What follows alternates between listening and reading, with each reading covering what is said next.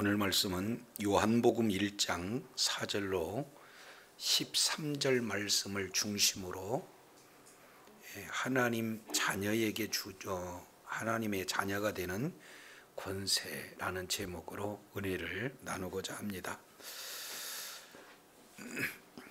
이제 요한복음 전체 내용은 요한복음 1장 18절까지 내용이 전체 이끌어가는 서론이라면 이제 19절 이하의 요한복음 20장까지가 본론이 있죠.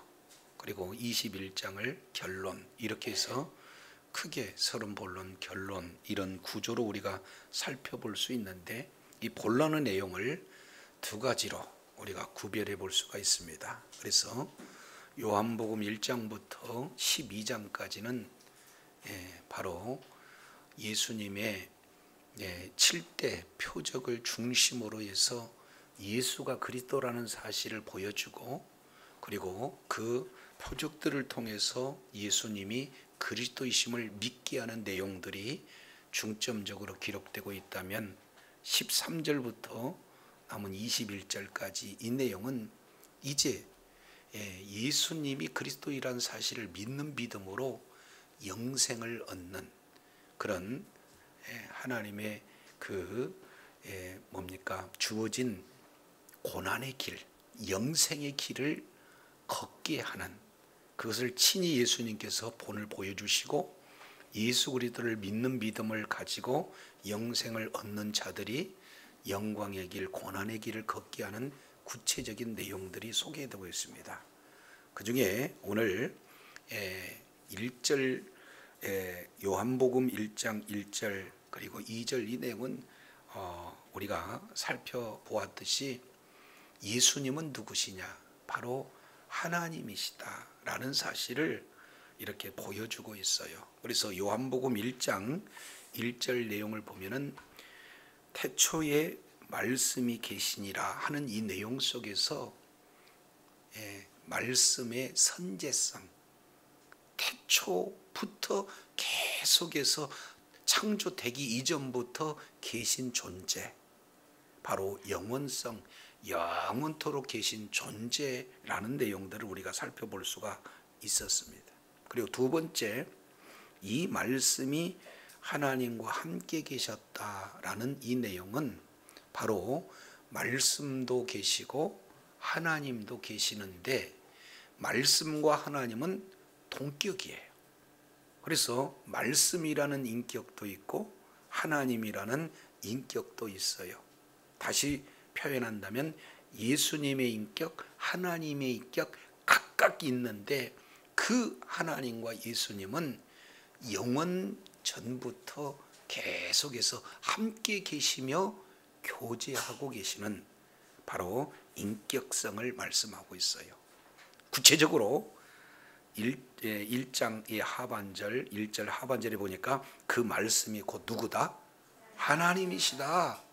이 내용은 예수님이 하나님이심을 분명하게 말씀하고 있어요. 그래서 영원 전부터 선지하시고 그분은 참 인격으로 가지고 계실 뿐만 아니라 그분은 바로 하나님이시다라고 이렇게 표현하고 있어요. 이것을 다시 1장 2절에 그가 태초에 하나님과 함께 계셨다 하는 그런 관계성에 대한 내용들을 좀 더 구체적으로 다시 한번 강조하고 있습니다. 그래서 1절, 2절 이 내용은 예수님과 하나님과의 관계, 그 부분을 조금 더 부각시킨 내용이라면, 3절부터 5절은 이제 만물과 예수님과의 관계가 어떤 관계인가, 이 부분을 말씀하고 있어요.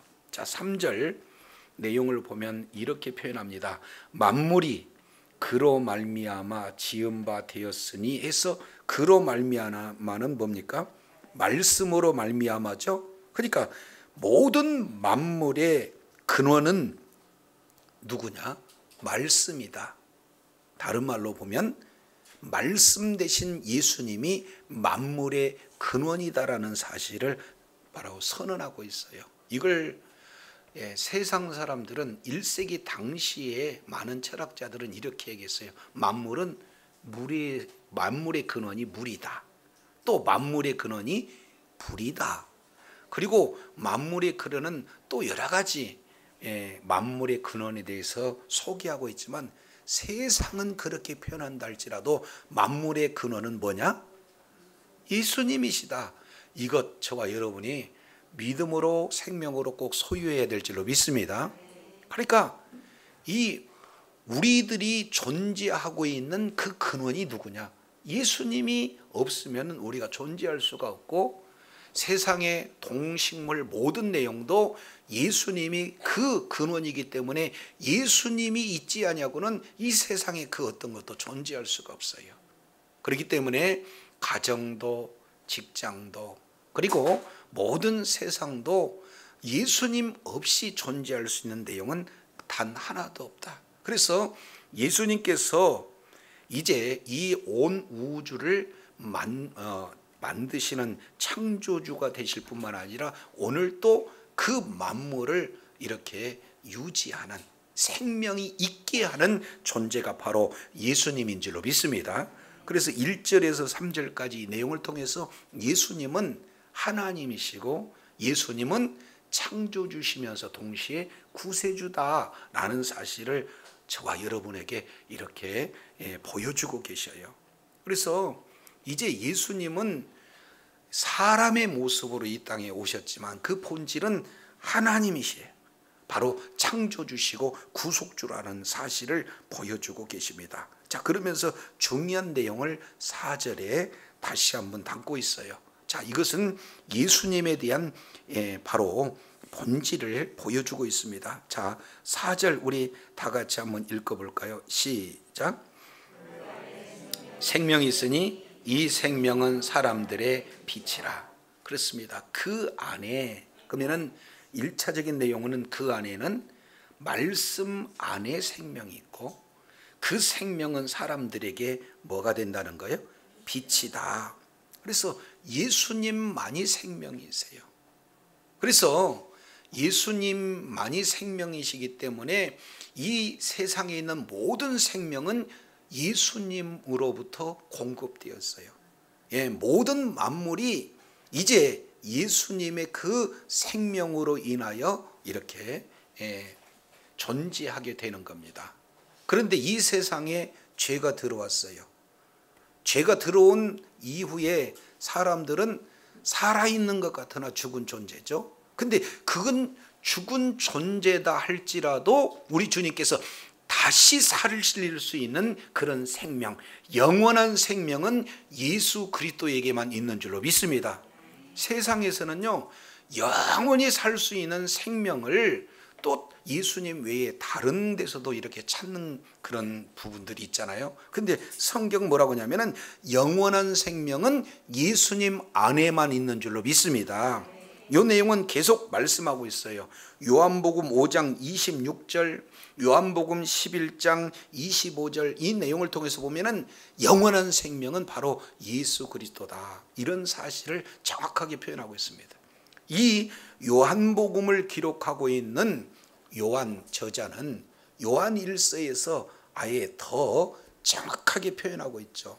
그래서 요한 1서 5장 11절 내용을 통해서 보면은 아들 안에 생명이 있고 아들이 없는 자는 생명이 없다라는 내용을 요한일서 5장 11절 12절 이렇게 기록하고 있습니다. 특히 13절에는 요한 1서를 기록하고 있는 목적, 그 이유는 너희 안에 영원한 생명, 이 생명이 있음을 알기 위해서 기록하고 있다. 이렇게 표현하고 있어요.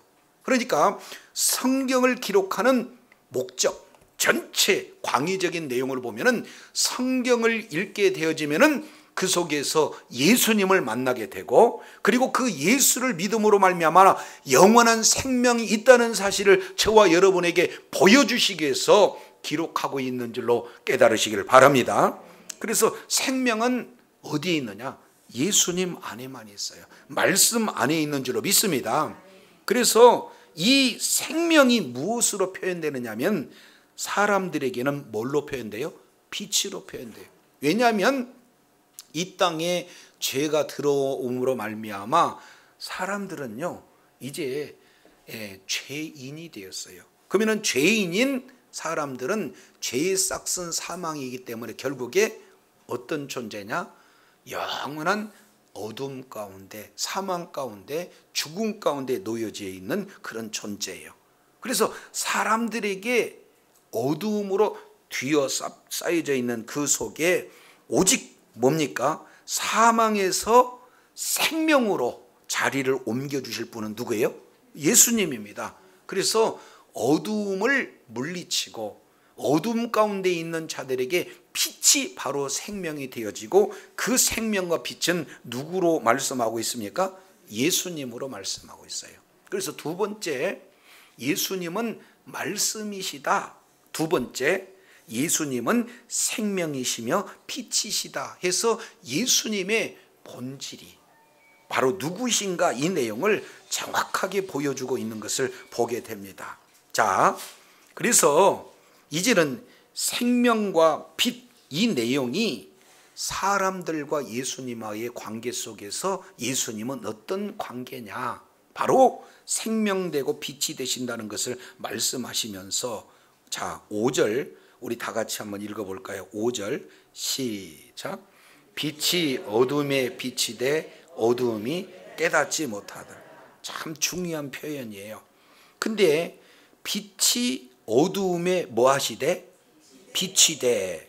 그래서 여기에 빛, 어두움, 빛이 돼. 이 내용 중에 자, 이 빛이 비친다는 것은 뭘 표현하고 있냐면은 원문 내용으로 보면은 현재 능동태 이렇게 표현하고 있어요. 그러니까 그 빛은 갑자기 비친 게 아니라 계속해서 비쳤고 지금 비치고 있고 앞으로도 뭐 하는 거예요? 비춰지고 있는 상태, 이 내용을 말씀하고 있어요. 그러니 어둠 가운데 빛은 계속해서 비춰지고 있다. 이것이 참 중요합니다. 왜 그러냐면 어둠을 물리칠 수 있는 유일한 것은 뭐가 됩니까? 빛뿐이 없어요. 사람은 빛하고 싸워서 절대적으로 이길 수가 없습니다. 그러면은 이 빛의 어두움을 이길 수 있는 유일한 그런 내용은 바로 빛뿐이 없어요. 빛이 비춰지면 어두움은 물러가게 되는 줄로 믿습니다. 그러면 이 어두움을 다른 표현으로 본다면 세상을 말씀하고 있어요. 세상은 어두움 가운데 놓여 있고, 그리고 이 어두움을 좀 더 구체적으로 우리가 표현한다면은 바로 죄 가운데 있는 것을 말씀하고 있어요. 그래서 죄는 어두움이고 죄악으로 가득 찬 이 세상이 어두움인 거죠. 그러면 세상 가운데 살고 있는 우리 각 사람들, 예수 생명이 없는 모든 자들은 다 뭘로 되어 있습니까? 어두움 가운데 되어져 있는 거예요. 그래서 불행한 것을 어두움, 그리고 또 질병 가운데 있는 것을 어두움, 여러 가지 문제 가운데 놓여져 있는 것을 어두움 표현하고 있어요. 그렇기 때문에 이 모든 어려움을 해결할 수 있는 해답, 바로 문제가 있는데 그 문제의 열쇠요, 문제의 해결자가 되고 문제의 해답이 되신 분은 바로 예수 그리스도인 줄로 믿습니다. 그래서 그 예수님께서는 이 세상 가운데 바로 빛으로 계속 지금 비추고 있는 상태예요. 근데 문제는 어두움이, 이 세상이 그 뭡니까? 빛을 깨닫지 못한다. 이것은 깨닫지 못한다라는 의미도 있지만 원문에 조금 더 가깝게 표현한다면 이 어두움은 바로 이기지 못하다라는 내용이에요. 그래서 지금 개획개정 이 내용을 통해서 보면은 깨닫지 못하더라 해놓고 풋노트 2번 기록하고 있죠. 그걸 찾아가 보면은 뭐라고 표현하고 있습니까? 이기지 못하더라 이렇게 표현하고 있습니다. 그러니까 절대적으로 어두움은 빛을 이길 수가 없습니다. 칠흑같이 어두운 그곳에 뭐예요? 빛만 키게 되면 어둠이 그냥 순식간에 없어진 것처럼 이 세상의 어둠은 빛 대신 주님을 이제 영접하게 되어지면 이 어둠의 역사는 떨어져 나갈 줄로 믿습니다. 그래서 어둠은 빛을 절대로 이길 수가 없어요. 자, 이 내용을 다르게 표현합니다. 요한복음 16장 33절에 예수님께서는 이제 제자들에게 이렇게 표현해요. 내가 세상을 이기었노라. 다른 말로 빛 대신 예수님은 어둠의 세상을 이제 완전히 이겼다. 그래서 강하고 담대하라 우리 주님께서 말씀하고 있어요. 세상에 예수님이 오신 목적을 다각도로 표현하고 있는데 히브리서 2장 14절 내용을 통해서 보면은 마귀를 없애기 위해서 이제 이 땅에 오신 분을 예수님이시다 이렇게 표현하고 있어요. 똑같은 내용이지만 요한일서 3장 8절 내용을 보면은 바로 마귀 일을 멸하시기 위해서 오신 분이 바로 예수님이신 줄로 믿습니다. 그래서 예수님께서 십자가에서 모든 죄 문제를 다 담당하시고 19장 30절 내용을 보니까 테텔레스타이 다 바로 내가 다 이루었다. 그 내용을 다 이겨놨다. 이렇게 표현하고 있어요. 그래서 예수님은 말씀이시고 예수님은 참 생명이요 빛인 바로 예수님인 줄로 믿습니다. 그래서 그 예수님이 모든 어둠의 문제를 이기셔요. 그리고 이 이길 수 있도록 계속해서 이 어둠을 몰아내기 위해서 빛을 계속 비춰주시고 계시다라는 사실을 말씀하고 있습니다. 근데 세상은 빛 대신 예수님이 오셨는데 깨닫는다 깨닫지 못한다? 깨닫지 못해요. 그러면은 빛 대신 예수님을 깨닫게 하기 위해서는 누군가가 빛 대신 예수님을 뭐 하는 거예요? 소개하는 역할, 증인의 역할을 감당해야 되는 거죠. 그래서 6절 내용을 보니까 중요한 내용들이 이렇게 소개되고 있어요. 한 등장인물을 누구로 표현하고 있습니까? 세례 요한으로 이렇게 표현합니다. 그래서 요한복음의 저자는 사도 요한이기는 하지만 사도 요한이라고 하지 않고 그 사랑하는 제자, 요 내용을 계속 13장, 19장, 20장 이렇게 표현을 하고 있잖아요. 그런 어떤 내용이기 때문에 여기서 나타나는 요한은 무조건 세례 요한인 거죠. 그래서 자 6절 우리 다 같이 한번 읽습니다. 시작. 하나님께로부터 보내심을 받은 사람이 있으니 그의 이름은 요한이라. 자, 그의 이름은 요한이라 하고 인격적인 부분을 이렇게 표현하고 있어요. 요한 그러면은 은혜로운 선물이다라는 이름을 가지고 있는 자죠. 그리고 그 요한은 사람이 친 이름이 아니라 하나님께서 천사를 통해서 친히 지어주신 이름이 요한이에요.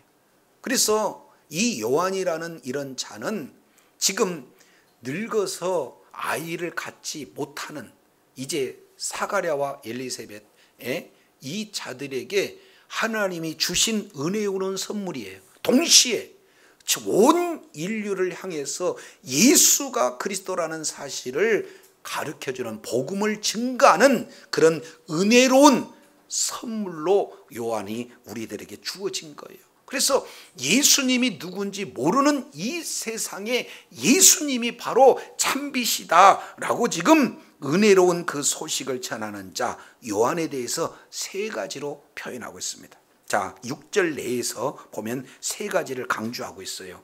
6절 하나님께로부터 보내심을 받은 사람이 있으니, 그러면 첫 번째 이 내용을 통해서 보면 요한은 누구냐? 하나님께로 보내심을 받은 사람이다. 그러니까 사도 요한은 하나님께 보내심을 받았어요. 이 내용은 사도 바울의 정체성이요 우리들에게 주어진 정체성을 말씀하고 있습니다. 자, 그러면 여기서 보내심을 받았다, 너무 중요한 단어입니다. 자, 이 내용이 출애굽기 3장의 내용을 보면은 모세가 이제 하나님께로 보내심을 받은 자 이렇게 표현을 하고 있어요.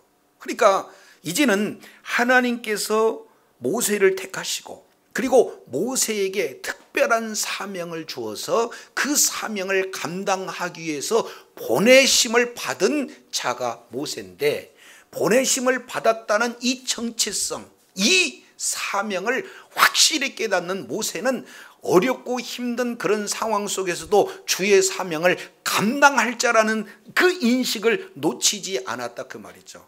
그러니까 보내심을 받았다는 그 인식이 있는 한 주의 사명을 지속적으로 감당하는 자가 된 줄로 믿습니다. 이 내용을 자 성경 여러 군데 이 내용을 뭐라고 하냐면 한번 따라하겠습니다. 샬라흐. 하나님께서 공식적으로 사명을 보내주시는 단어가 샬라흐라는 단어예요. 자, 이 단어가 창세기 45장 5절 이 내용은 유명한 구절이잖아요. 요셉이 평상시에는 내가 보내심을 받았다라는 사실을 아버지 바로 야곱이 있었을 때는 이 내용들을 몰랐어요. 자, 그런데 애굽으로 끌려간 이후에 하나님의 큰 섭리를 깨달았어요. 사명을 알았어요. 왜 내가 애굽에 와서 이렇게 미리 보내줘야 됐는가 하는 내용을 훗날 알게 된 거죠. 그래서 형님들이 애굽의 총리가 됐던 바로 앞에 바들바들 떨 때 그 총리 대신 총리가 된 요셉이 뭐라고 표현해? 형님들 떨 거 없어요. 사실은 형님들이 나를 판 것 같으나 이는 하나님께서 생명을 구원하시기 위해서 미리 나를 보내셨습니다 라고 보낸 자의 그 확실한 비전, 이 내용을 가지고 있기에 어렵고 힘든 속에서도 귀한 사명을 잘 감당하게 되는 줄로 믿습니다. 똑같아요. 하나님께서 공식적으로 모세를 통해서 주의 사명 감당했던 것처럼, 그리고 하나님께서 요셉을 공식적으로 파송해서 주의 사명을 감당했던 것처럼 이제 사도 요한을 어떻게 해요? 이 세상에 보내신 목적이 있어요. 이름을 줘서 보냈습니다. 이런 어떤 내용으로 보내심을 받은 자가 누굽니까? 사도 요한이에요. 아니 세례 요한이에요. 그러면 저도 여러분도 이런 보내심을 받았다는 이 우리들의 정체성을 놓지 않는 한 있는 그곳에서 날마다 하나님의 일하심을 경험하게 될 줄로 믿습니다. 어렵고 힘들어도 다 견뎌낼 수 있는 내용은 하나님께서 나를 보내셨다는 이런 확실한 믿는 믿음이 자리 잡을 때에 가능하게 된 줄로 믿습니다. 오늘 저와 여러분이 그냥 온 것 같아도 하나님이 이 장소에 저와 여러분을 보내신 줄로 믿습니다. 이제는 예배를 마친 후에 가정으로 하나님이 보내시고 직장으로 하나님께서 여러분들을 보내시고 생업터전 가운데로 하나님이 보내신 줄로 믿습니다. 그러면 보내신 그곳에서 하나님이 나를 이곳에 보내셨다는 확실한 믿는 믿음을 가지고 주의 사명을 감당할 때 어렵고 힘들고 뭔가 부족한다 할지라도 주의 뜻을 이루는 선한 도구로 끝까지 승리하며 살아내게 될 줄로 믿습니다. 그래서 첫 번째 사도 세례 요한은 보내심을 받았다라는 사실을 말씀하고 있어요. 근데 중요한 것은 누가 보냈냐 이거예요. 누가 보냈다고 얘기해요? 하나님께로 보냄을 받은 사람 이렇게 보냈어요. 그래서 저와 여러분요 있는 그곳이 누가 보냈느냐? 하나님이 보내셨어요. 내가 온 게 아니라 하나님이 보내신 줄로 믿습니다. 그러니까 이 의식 잊어버리면 안 돼요. 세 번째 내용은 하나님께로 보냄을 받은 사람이 뭐였으니? 있으니. 여기서 있다라는 내용은 예수님이 영원전부터 있는 그 있는 단어하고는 달라요. 세례 요한이 있는 그런 상황은 언제부터 있느냐? 그 아버지 어머니로부터 태어난 그때부터 있는 존재예요. 그래서 여기서 있다라는 이 내용의 핵심은 뭐냐? 피조물이다 그 말이에요. 요한은 피조물에 불과하고 그리고 그 피조물인 요한을 파송한 자는 누구냐? 하나님이시다. 이것을 분명히 하고 있어요. 그러니 저와 여러분을 저 여러분은요, 세상 사람들이 표현한 것처럼 예수님은 성인 중에 한 사람이다. 골치 아파요. 그분은 저와 여러분을 지금 이곳에 있게 하시는 파송한 그런 주체자가 바로 우리 주님이시라는 것을 기억하시기 바랍니다. 하나님께로 보내심을 받은 사람이 있으니, 요 6절 한 절 속에 세 가지 의미를 우리가 담고 있어요. 자, 그러면은 왜 우리에게 하나님께 보냄을 받았는지, 그러면은 그 목적과 이유가 있을 거 아닙니까? 세례 요한을 보내신 목적은 뭐예요? 그것을 7절에 기록하고 있어요. 자, 7절 내용을 보니까 그가 뭐하러 왔어요?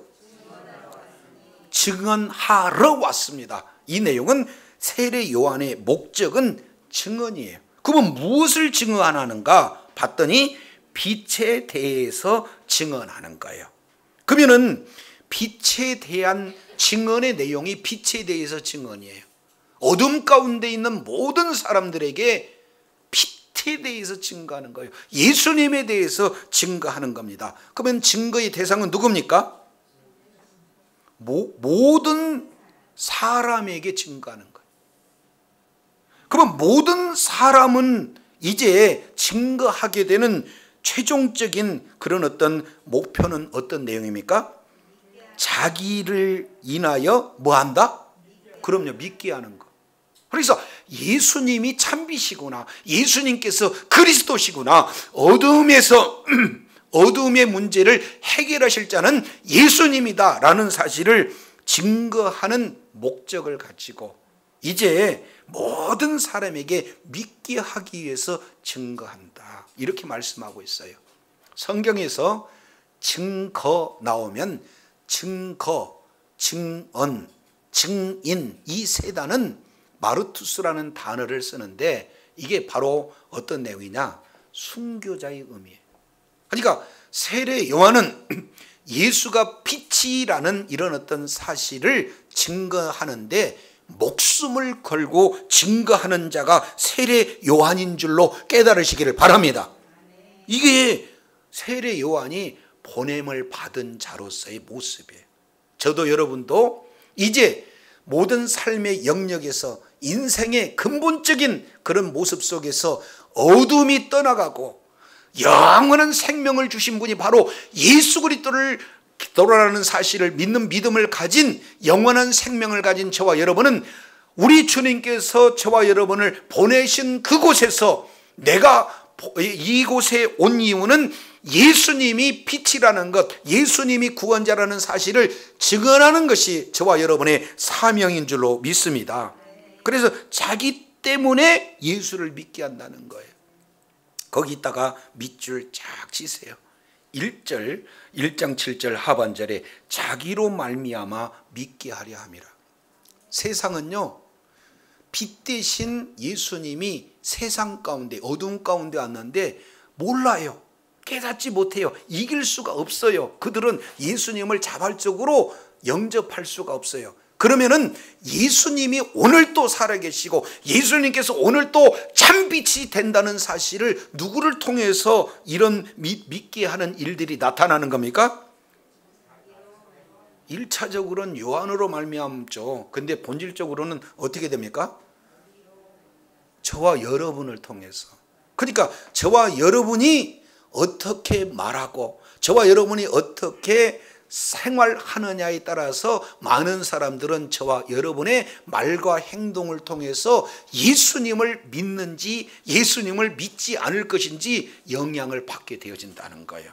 그렇기 때문에 저와 여러분은 공식적으로 하나님께서 예수님을 증언하는 증인으로서 저와 여러분을 있는 그곳에 파송하게 된 줄로 믿습니다.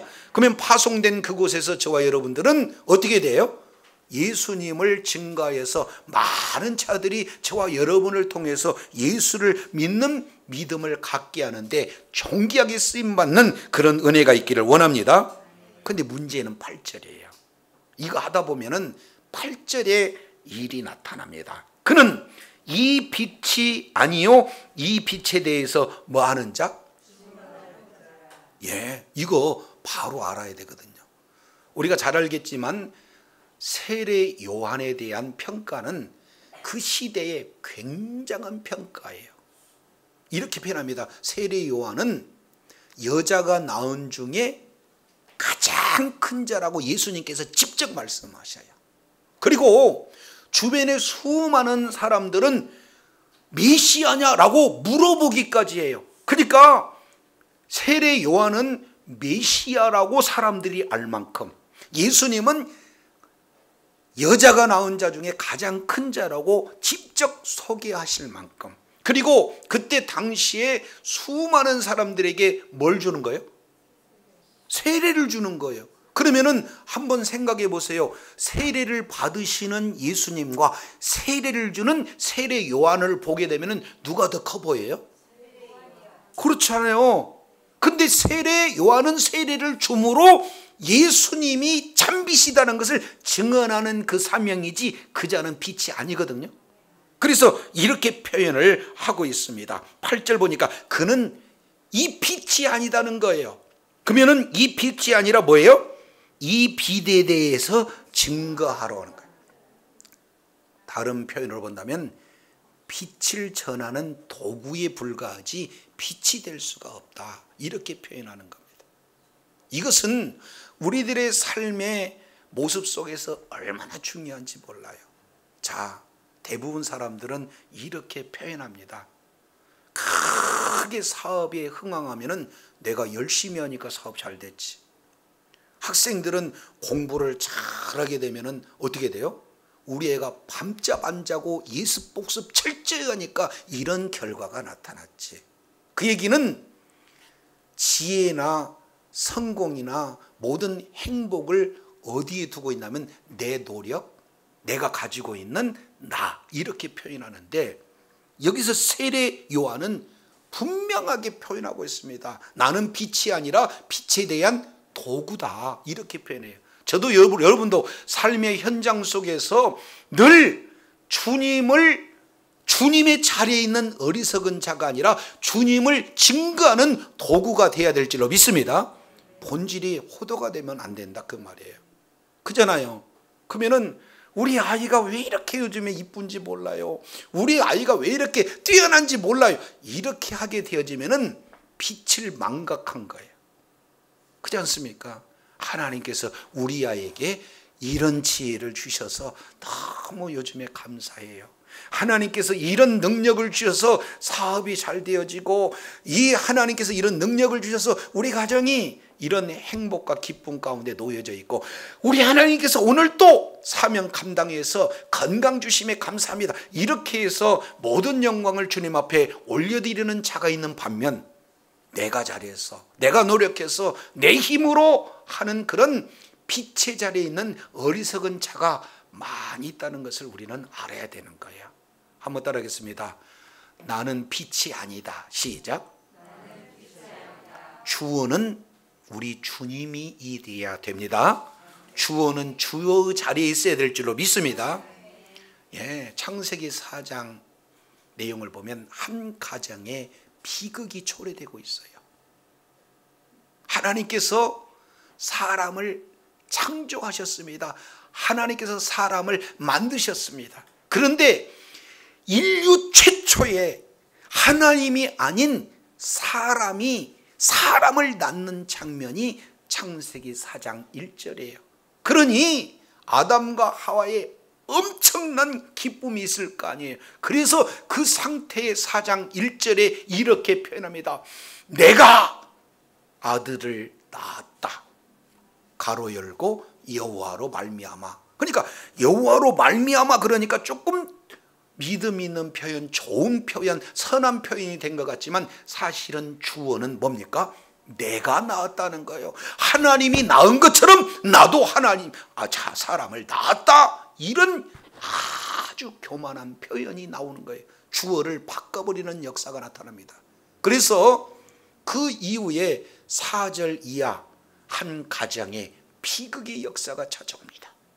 바로 큰아들 가인이 둘째 아들 아벨을 들에서 죽이는 일들이 나타나요. 그래서 결국에는요, 가인은 이제 저주를 받아서 유리방황하는 자로 되는 거예요. 그러니까 사실은 아담 하와 가정에 큰아들은 유리방황하게 되고 작은 아들은 죽게 되는데, 표면적으로 부분만 보면은 예배를 잘못 드리고 예배를 받으시지 않은 결과가 이렇게 나타난 그런 내용으로 가정에 이런 어려움이 있는 것 같지나, 사실은 사장 전체 내용을 보면은 뭐가 바뀌어져 버린 거예요? 주어 자리에 있어야 되는데 주어가 바뀌어져요. 하나님께서 나에게 이런 생명을 주셨습니다, 할렐루야, 이렇게 하는 내용이면 얼마나 좋아요. 그런데 하나님이 낳은 것처럼 나도 내가 아들을 낳았다, 이런 고백이 이루어지는 순간 이제 한 가정의 비극의 역사가 초래가 됩니다. 그런데 이제 창세기 4장 25절, 무려 24절이 진행되고 난 이후에 셋째 아들 셋을 낳았어요. 그랬을 때 용어가 확 바뀝니다. 여호와께서 그 씨를 나에게 주셨다, 내가 낳았다 해서 여호와께서 씨를 주셨다라고 주어가 바뀌어지고 있다는 사실을 기억하시기 바랍니다. 그러니까 저와 여러분은 어떻게 돼요? 늘 삶의 현장에서 주어는 내가 될 수가 없고 주어는 누가 돼야 되는 거예요? 하나님이 돼야 되는 거예요. 왜 이렇게 요즘에 얼굴이 좋아 보여요? 네, 뭡니까? 화장품 좋은 거 썼거든요? 이렇게 해야 되겠어요? 하나님께서 은혜 주시니까. 그럼요, 맨 먼저 하나님께서 우리들에게 주셨다, 이것을 잊어버리시지 않기를 바랍니다. 그래서 주어가 주어 자리에 있게 되어지면은 모든 삶의 내용은 기쁨과 행복과 그 생명으로 충만하게 되어질 줄로 믿습니다. 그래서 이제 7절 내용을 보니까, 아니 8절에 보니까 나는 이 빛이 아니라 빛에 대해서 뭐한다? 증거 오른 자다, 나는 도구다, 주인은 바로 우리 주님이시다, 이것을 잊지 않았어요. 자, 그러면서 9절 내용을 보니까 크게 이제 세상과 빛, 예수님과에 대한 관계성에서 세 가지를 강조합니다. 9절 내용을 보니까 이렇게 표현해요. 참빛 곧 세상에 와서 각 사람에게 비치는 빛이 있었나니, 이 속에는 크게 세 가지 의미입니다. 첫 번째 보니까 예수님은 누구냐? 참빛이다. 자, 옆에 분한테 예수님은 참빛이에요. 시작. 여기서 참이라는 것은 행여, 거짓의 반대 참, 이런 내용은 아니에요. 여기서 참이라는 것은 뭐냐? 가장 근원적인 것, 가장 본질적인 것으로서의 참입니다. 자, 그래서 참빛, 이 내용은 예를 들어서 설명한다면은 바로 태양은 발광체잖아요. 그리고 달은 뭐예요? 반사체입니다. 그러니까 참빛은 태양이지 달이 아니다, 이렇게 이해하는 거예요. 근데 여기서 참빛은 이렇게 우리 눈으로 보는 가시광선 이런 내용이 아닙니다. 본질적인 빛을 말씀하고 있는 거예요. 이해를 돕기 위해서 말씀을 드린 겁니다. 그래서 예수님은 누구다? 참빛이다.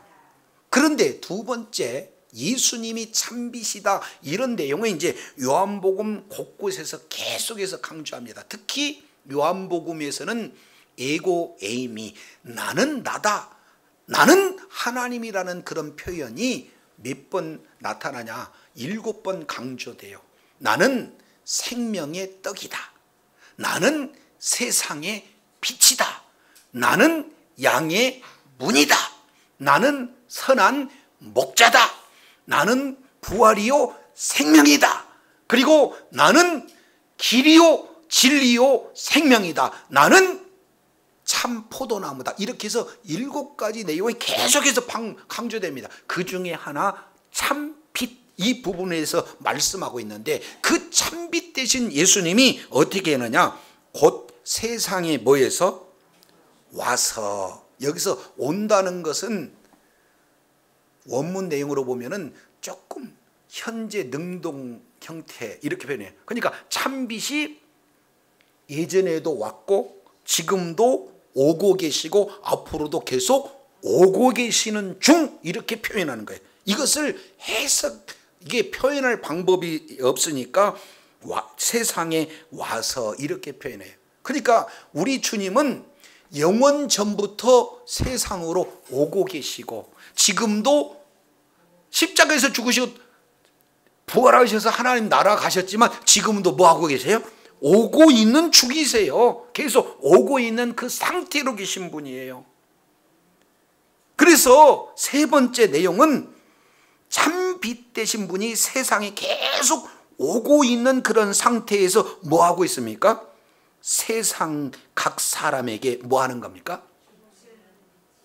비추고 있어. 이것도 비추고 있어. 그러니까 언제 비치냐면 어제도 비치고 오늘도 비치고 내일도 비치고 계속해서 뭐예요? 비춰주고 계세요. 저와 여러분이 어두움 상태에 놓여있는 저와 여러분에게 계속 참빛으로 저와 여러분에게 비춰주고 계시는 줄로 믿습니다.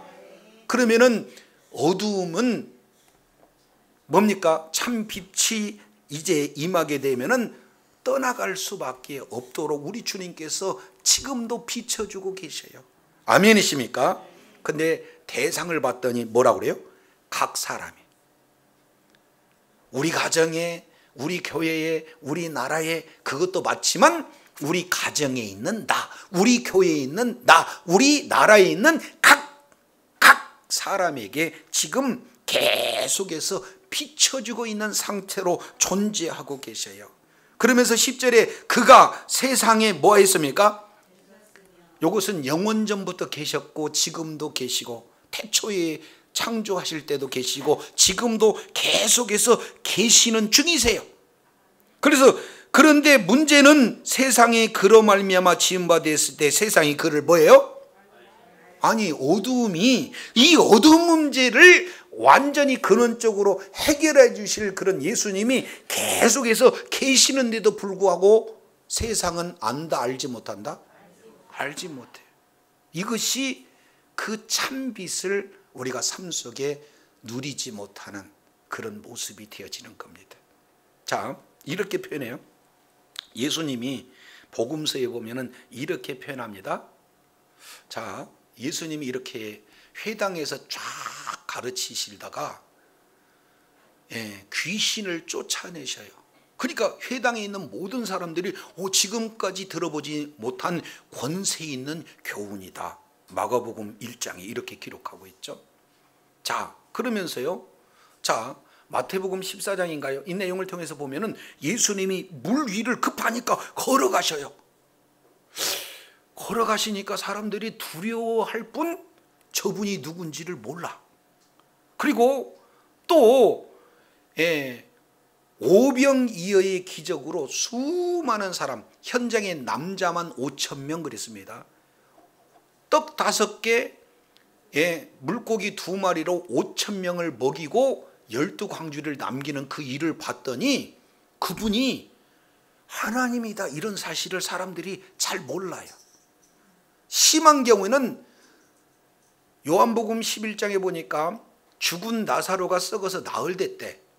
그런데 냄새까지도 나는 그런 나사로가 묻혀있는 동굴을 향하여서 나사로야 일어나라 이렇게 얘기를 하니까 아니 벌떡 일어나 가지고는 나와요. 이런 모습을 보는데 사람들은 예수님을 하나님이라고 알아보지 못해요. 그래서 수많은 표적들을 다 이렇게 했는데 사람들은 모르고 나중에 예수님께서 마태복음 16장에 이제 사역이 얼마 남지 않아서 예수님의 제자들을 데리고 갑니다. 가서 이제 물어봐요. 여론조사해요. 얘들아, 나를 사람들은 누구라고 하느냐? 이렇게 했더니 이 주변 사람들이 이렇게 얘기해요.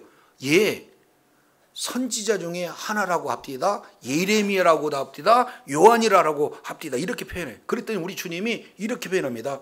너희는 나를 누구라고 하느냐? 그랬더니 요한이 대표해서 사도 베드로가 이렇게 대표해서 얘기하는 게 뭡니까? 살아계신 하나님의 아들. 정답을 얘기했는데 문제는 그 뒤에다가 가로 열고 뭐라고 표현했습니까? 추석에 해놨다 그러면 이는 네가 아는 것이 아니라 아버지께서 너를 알게 하셔서 아는 거예요. 그러니 빛 대신 참빛이 이 세상에 계속 와서 함께 계시고 참빛의 역할을 계속해서 보여줌에도 불구하고 세상 사람들은 그것을 알지 못했어요. 자, 그래서 참빛을 계속 세례 요한을 통해서 계속해서 가르쳐줘. 이분이 나는 세상에 신들매 풀지도 이분 못할 감당을 못할 뿐이다. 나는 이제 물로 세례 주지만 이분은 성령으로 세례 부지를 참 하나님이다라고 계속해서 이제 예수님을 소개하는 그런 어떤 내용으로 진행이 됩니다. 그래서 11절 이렇게 표현합니다. 자기 땅에 오매 자기 백성이 영접하지 아니하였으나. 우리 주님 두 가지에 자기 땅, 자기 백성 이렇게 표현해요. 그래서 영접하지 아니하였으나. 자, 12절 우리 다 같이 읽어볼까요? 시작. 곧 그 이름을 믿는 자들에게는 하나님의 자녀가 되는 권세를 주었습니다. 예, 여기서 영접하는 자, 다른 말로 그 이름을 믿는 자. 그러면 영접과 그 이름을 믿는 것을 지금 같은 선상에 놓고 있어요. 그러면 여기서 영접하다라는 내용은요, 취하다라는 뜻의 원문적 의미가 있어요. 자, 그러면은 그 이름을 믿는 자들에게는 하나님의 자녀가 되는 뭐가 됐어요? 권세. 여기서는 특권이라는 표현이 조금 더 적절합니다. 그러니까 하나님의 자녀가 되는 특권을 주어진 거예요. 거기에는 권세도 주시게 되어지는 겁니다. 자, 그러면 여기서 세 단어에 주목해 보시기를 바랍니다. 1장 5절 하반절에 보니까 어두움은 깨닫지 못하였더라. 1번 깨닫지 못하였더라. 그리고 10절 세상은 그를 알지 못하였더라.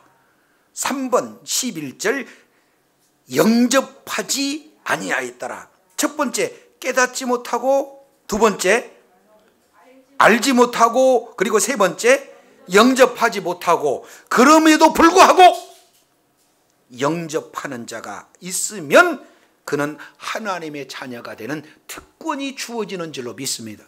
이 하나님의 자녀의 특권에 대해서는 사도 바울이 에베소서 이제 1장 내용을 통해서 자세히 설명하고 있습니다. 에베소서를 기록하면서 갑자기 기록하다가 찬송하리로다 하면서 감격해 하면서 이렇게 표현해요. 예수 그리스도 안에서 하늘에 있는 신령한 복을 너희에게 주시려고 이렇게 표현했어요. 우리 하나님께서 자기 땅에 자기 백성에게 뭘 주러 오시는 거냐? 복을 주시러 오는데 그 복은 예수 안에 있는 복이요, 하늘에 있는 복이요, 신령한 복인 줄로 믿습니다. 그럼 그게 뭐냐? 하나님 나라예요. 하나님 나라의 기업을 상속자로 주시기를 원하신다, 그 말이에요. 근데 그 상속 누가 받습니까? 이 세상에서도 자녀가 받잖아요. 그래서 예수 그리스도를 이 땅에 예수님께서 오셔서 죄 문제를 다 해결하시고 하나님의 자녀로 삼으셔서 하나님 나라를 기업으로 저와 여러분에게 주시기 위해서 오신 분이 바로 예수님인 줄로 믿습니다. 세상은 다 깨닫지 못해요. 세상은 다 알지 못해요. 세상은 다 영접하지 않아요. 그러나 영접하는 그 자에게는 하나님의 자녀가 되는 권세가 이미 주어진 줄로 믿습니다. 특권이 주어졌습니다. 하나님 나라의 기업을 상속으로 받은 자가 된 줄로 믿습니다. 그래서 이 땅에서 이미 하나님의 나라에 임한 하나님 나라의 기업들을 다 누릴 수 있는 특권이 영접하는 자에게 주어지는 줄로 믿습니다. 믿음을 가진 자에게 주어진 줄로 믿습니다. 이런 내용은 혈통으로나 육정으로나 사람의 뜻으로 낳지 않는다 그랬습니다. 이것은 유대인만 아니고 사람의 그냥 정욕에 의해서 이렇게 나는 것도 아니고 사람의 노력이나 뜻이나 의지로 되는 것이 아니라 전적으로 하나님으로부터 난 자들에게 주어지는 은혜인 줄로 믿습니다. 이것을 에베소서 2장 8절에 우리 주님께서 이렇게 자세히 표현해요. 그러므로 하나님의 은혜로 말미암아 믿음으로 구원을 얻었나니 이는 너희에게서 난 것이 아니라 하나님의 선물이라. 이렇게 주님께서 말씀하고 있는 줄로 믿습니다. 내가 믿어서가 아니라 그 믿음 자체도 은혜로 주셨기 때문에 전적인 이 구원의 역사는 하나님의 선물인 줄로 믿습니다. 그러니까 육정으로나 혈통으로나 사람의 뜻으로 된 것이 아니라 전적인 하나님의 은혜로 저와 여러분에게 주어진 거예요. 그래서 이제 크게 세 가지 패턴으로 우리가 살펴봤어요. 하나님과 예수님이 계시는데 예수님은 하나님과 같은 그런 어떤 모습이다. 바로 같은 인격을 가지고 있고 같이 이제 뭡니까? 서로 교제하는 그런 관계 속에 놓여 있다. 그리고 3절부터 5절까지 이 내용을 통해서 보면은 예수님과 만물 사이에서 만물은 결국에는 만물의 근원은 예수님이 되어진다. 그러면은 그 예수님의 본질은 뭔가 생명이요 빛이 되어진다. 그러면 이 세례 요한과의 관계는 어떤 관계인가? 세례 요한은 도구일 뿐 진정한 바로 빛은 예수 그리스도다. 그래서 이제는 세례 요한의 그 사명은 다른 데 있지 않다. 바로 예수 그리스도를 증거하라고 보냄을 받은 자인 줄로 믿습니다. 저와 여러분은 이제 세상은 깨닫지 못하고 알지 못하고 영접하지 못했으나 하나님의 특별한 은혜로 예수를 구주로 영접하여서 하나님의 자녀가 되어서 하나님 자녀에게 주어지는 특권, 하나님의 나라가 저와 여러분에게 주어진 줄로 믿습니다. 그렇다면 저와 여러분이 세례 요한처럼 이제 특별한 사명을 받아서 나는 하나님께 보냄을 받은 자다. 보냄을 받는 그곳에서 나를 통해서 예수님이 그리스도라는 사실을 증거하는 그 일에 많은 자들이 나를 통해서 예수를 믿는 믿음을 가질 수가 있는 도구로 쓰임받는다는 것을 저와 여러분이 깨달으시고 주의 사명을 잘 감당하시기 바랍니다. 그러면 하나님의 자녀로서 이 땅에서도 특권을 누릴 뿐만 아니라 다시 오실 그때에도 하나님의 나라의 전부를 누리게 될 줄로 믿습니다. 한번 따라하겠습니다. 나는 하나님께 보냄받은 자다. 주의 사명 잘 감당해서 오늘도 각각 직장으로 생업터전으로 또 학교로 그리고 하나님께서 원하시는 그런 보냄을 이렇게 보내신 그곳에서 귀한 사명을 감당할 뿐만 아니라 그곳에서 하나님의 자녀로서 주어진 특권을 누리고 그리고 하나님의 자녀로서 예수가 그리스도라는 사실을 보여줌으로 한 영혼이라도 주님의 품으로 이끌어 주의 귀한 사명 또한 잘 감당하여 이 땅에서 이미 임한 하나님의 나라를 누릴 뿐만 아니라 다시 오실 주님의 그런 오실 때 하나님의 나라가 완성된 것을 소망하며 날마다 있는 그 자리에 예수 그리스도로 말미암아 승리하며 허락하신 분복 또한 다 받아 누리는 지혜자요 능력자가 되시기를 예수 이름으로 축원합니다. 기도하겠습니다. 걸어가시고 자비로우신 하나님 아버지 감사를 드립니다. 오늘 예수님은 하나님이시요 예수님은 창조주로 통역하셨고 예수님은 구원자가 되시며 이제 예수님은 어두움 가운데 빛을 이렇게 빛으로 오시는 예수님인데 이제 그 예수님을 깨닫지 못하고 알지 못하고 영접하지 못했으나 세례 요한의 그 증거로 말미암아 예수가 그리스도라는 사실을 믿는 믿음으로 이렇게 소유하는 그런 하나님의 놀라운 은혜 가운데 거한 사실을 통해서 이제 전적으로 우리가 예수님을 믿는 것은 하나님의 은혜요 하나님의 값진 선물임을 우리가 깨달았다면 이제 예수 그리스도를 믿는 믿음으로 하나님 자녀로서의 특권을 누릴 뿐만 아니라 많은 자들에게도 이제 주의 귀한 사명을 잘 감당해서 하나님 자녀로서 주어지는 특권을 누리는데 도구로 쓰임받고 허락하신 분복단 다 받아 누리는 하나님의 자녀들 다 되게 하여 주시옵소서. 감사드리며 예수님 이름으로 기도드립니다. 아멘.